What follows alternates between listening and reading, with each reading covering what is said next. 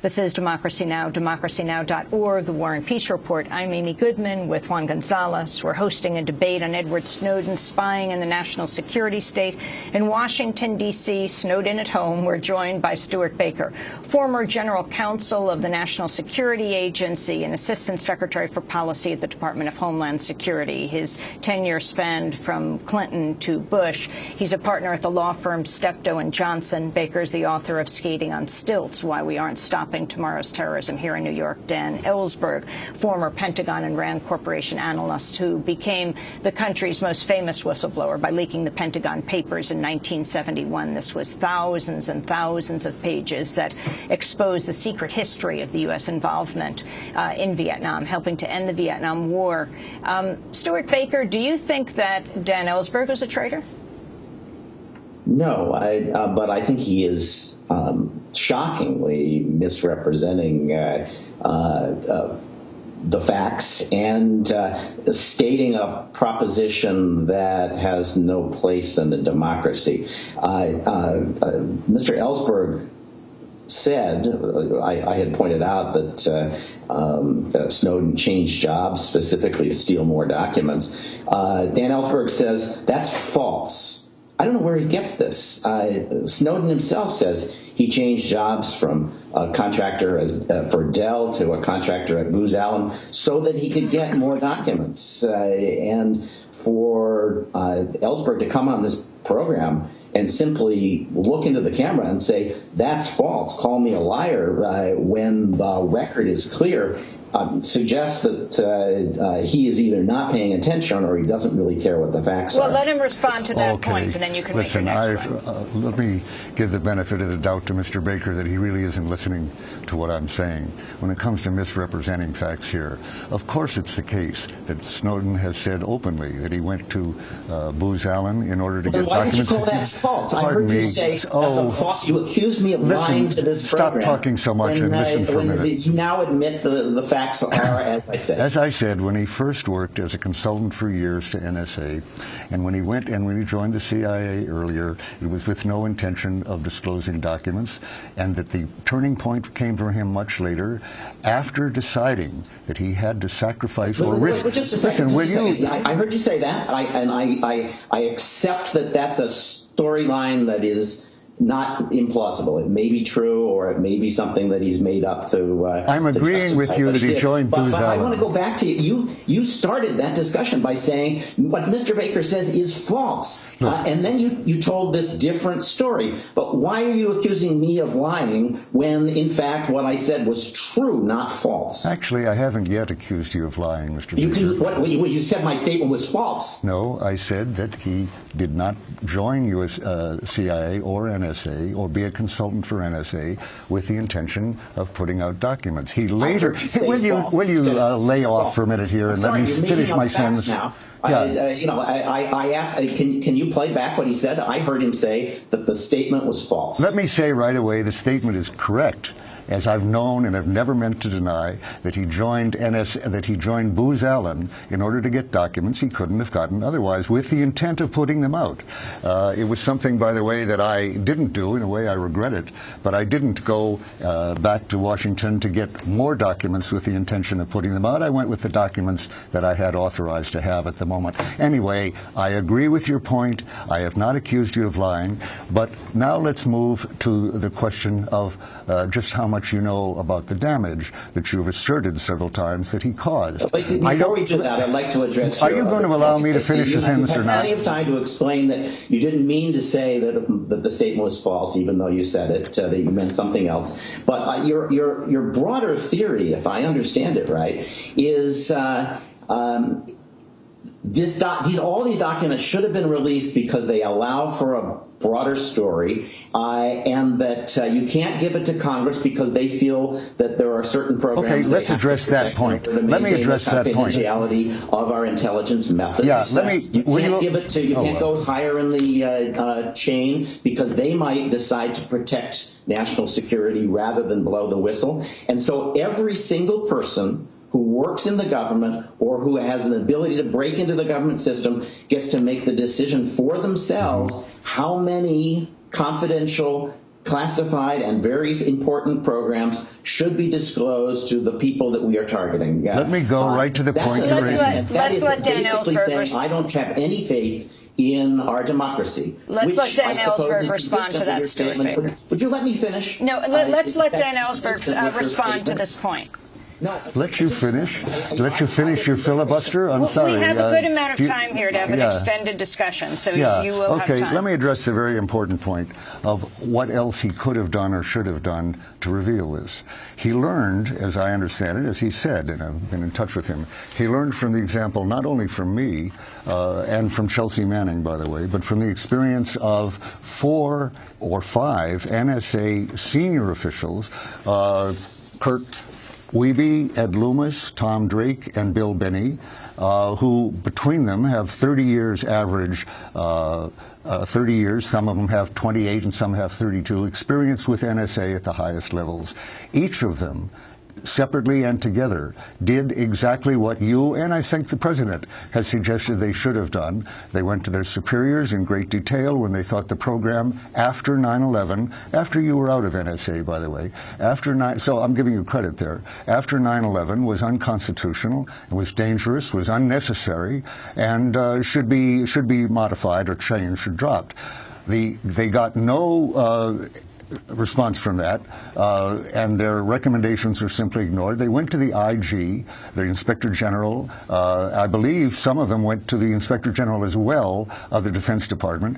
They went to staff of the congressional offices on a classified basis, to Diane Roark specifically, to complain about these and offer to testify, by the way.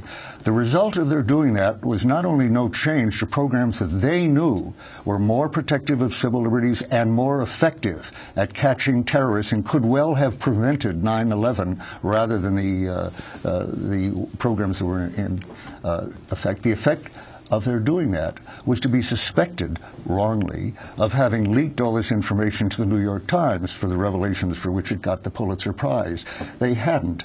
I would say they should have considered that. Anyway, what they had not done that. Instead, they followed all these channels. The result of that was early morning raids by the FBI on each of them in this suspicion that they might have been the leakers of this important information. And in fact, one of them, Bill Binney, a diabetic with an amputated leg, first learned of the suspicion here when there was a knock on his shower door where he was seated taking a shower, and opened the door to find an FBI agent pointing a gun at his head, and followed by 8 hours of interrogation and the removal in all 4 cases of all their computers, all their thumb drives, some of which they've never gotten back. No charges ever pressed against them. Tom Drake, one of the 4 here, as a result, was subject to a spurious, punitive prosecution with no valid basis, which led essentially to an apology from the judge in the end after he'd been bankrupted.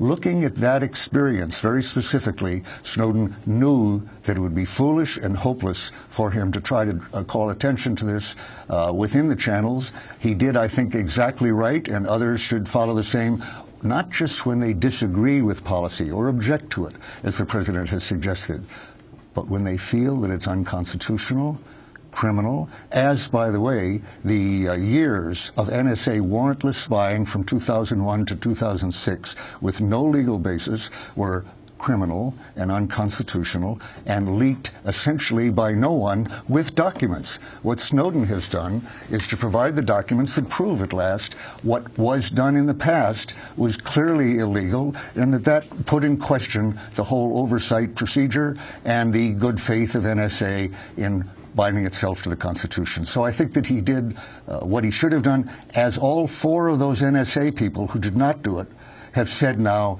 He did it right. Our approach was hopeless. So I have served in government off and on a long time and at pretty senior levels. And the number of times that I have not persuaded the rest of the government to do things that I think it should do, even things I think it's morally or legally compelled to do, are pretty substantial. This is the way government works. This is the way democracies work. Individual government employees do not get to say, I think this is wrong, and therefore it must stop. You can raise it, and there are plenty of circumstances and plenty of stories of people who have raised issues that have been investigated and have led to changes. I don't know the specifics of the cases that you're talking about. Maybe they were mistreated as a result of the suspicions aroused by what they did internally. But the fact that not every one of their complaints was validated is not surprising. No one in government gets what they want, not even the president. And to say, well, I didn't get what I want, so I'm going to wreck this operation by disclosing it, is a remarkable and fundamentally anti-democratic view. It's the president has called it narcissistic, and I think that's not wrong. There comes a point at which you say, I have done what I can to raise this, and I have been assured that, in fact, this is not illegal, and the things that he was complaining about had been through court, had been through Congress.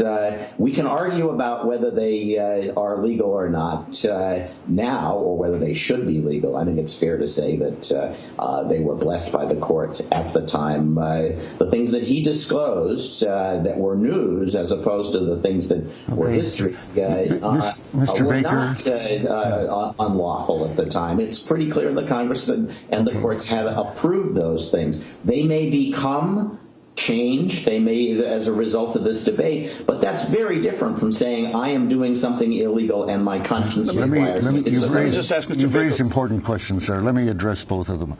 First of all, when it comes to being called names, narcissistic, megalomaniac, and traitor, which is a much more serious name. I've had that experience from the president and the vice president. They were mistaken, but those names are what every whistleblower gets, essentially, whatever the conditions. And if you're not willing to be called names, I think you can't carry out your responsibilities to the Constitution. Now, getting to that, if you're telling me that there have been times when you dutifully, with your agreement on secrecy, accepted without exposing to anyone else policies that, as I heard you, were immoral, and I think you may have said illegal, but let's just say illegal, I respectfully say you were mistaken. You were, in your judgment, you were acting as nearly all bureaucrats and officials do in that phase. They protect their jobs, their careers, their clearances, and indeed their promise. And they don't think to keep secrets, and they don't think twice about what their responsibility might be beyond their responsibility to their agency or to the president. If you say you're not familiar with those 4 NSA names I had, my first thought would be you haven't followed this very closely. The second thought would be that they haven't testified before Congress because despite their extreme expertise in this field, no Congress committee has wanted to hear from them under oath, which they're urging, which I urge the public to urge committees to bring these people and tell them under oath. If they are mistaken, let them be, let that be exposed. But the fact is that they found that this was unconstitutional. And I think they now feel they didn't do all that they should have. And if you were in a similar position, then I have to say to you that like most people in that position, you didn't do everything you could, just as I didn't. Just as I didn't when I first had the documents in my hands. I didn't do everything I could because some of the things I could do would be profoundly damaging to the United States. And I said, I have done what I can inside the system to raise this issue, and it is going to be resolved. It's been resolved by people who have made calls that are different from mine, who are closer to the facts, who have more facts. Sometimes you have to make that decision because the alternative is to say no secret is safe as long as one person in government. I would never single you out. 1 second. Go ahead. Mr. Baker. Because it makes them feel better. That's what happened here. Mr. Baker. In fact, what he disclosed is far more than just one secret. He disclosed massive amounts of stuff that have sparked no debates at all here, but nonetheless continue to do great damage to the United States. How can that possibly have been the right outcome? Mr. Baker, one question for you. As a former NSA general counsel, I mean, you say that you did raise some concerns during your tenure. Well, what you have seen since that? Wait, let me finish my question, please. I'm not suggesting. Let me ask you this: what you have seen revealed since then? You're misinterpreting my. Excuse me. You're misinterpreting what I said. I was not saying that back when I was NSA General Counsel, I saw things that I thought were illegal and raised them and inside, but did not go outside.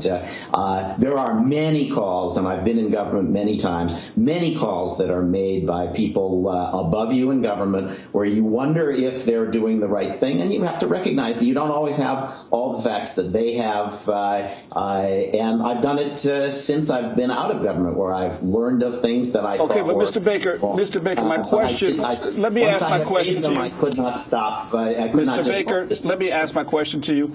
Yeah. From what you have seen since the Snowden disclosures, and what you know of the operations of the NSA when you were there, is there anything that has been disclosed that raises questions to you about whether your government was, our government was properly conducting surveillance, its surveillance responsibilities?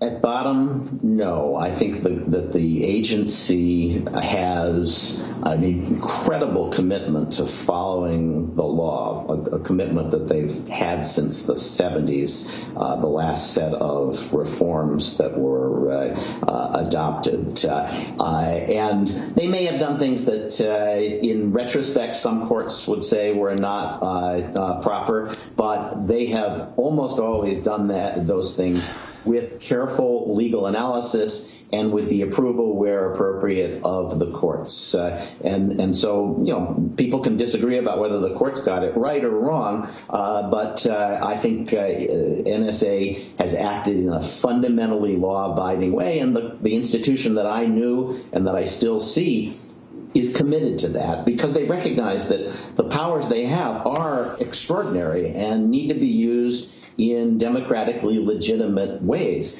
They have worked very hard to do that, and Snowden just has blown those things without any regard for their efforts to stay within the law and their commitment to the law. We're going to break and come back to this discussion. Our guests are Stewart Baker, former NSA General Counsel, and Dan Ellsberg, former Pentagon and RAND Corporation analyst who leaked the Pentagon Papers in 1971, exposing the secret history of the U.S. involvement in Vietnam. He leaked those papers to, first, the New York Times. This is Democracy Now! We'll be back in a minute.